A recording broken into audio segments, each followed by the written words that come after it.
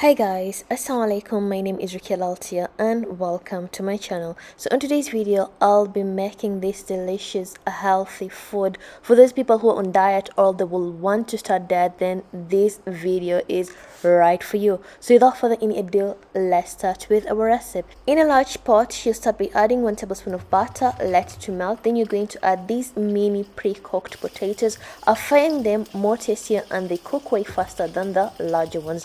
Then you're going to sprinkle some spicy.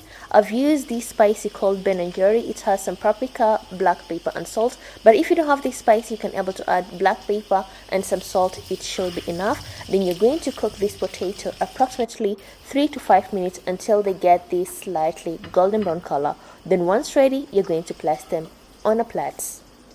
Next, you're going to make our protein. I know you're on a diet or you're starting your diet journey, but you should not put yourself on a strict diet. You definitely be needing a protein, a chicken or a fish. So on my side, I'll be making a salmon. Add a tablespoon of butter and let it to melt.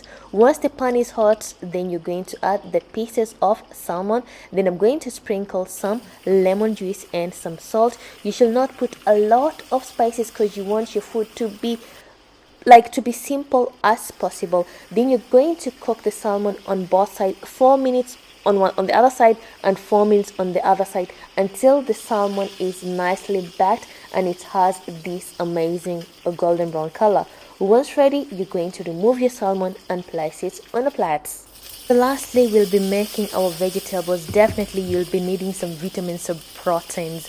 So take a pan or a large pan like this one. Then you're going to add a tablespoon of butter once again. Then you're going to put your asparagus and your long peas. Then sprinkle a bit of salt. Then you're going to cook these veggie approximately 5 minutes. You don't want to overcook them to be soft. You want these vegetables to be a bit crunchy so you get that real taste of the vegetables.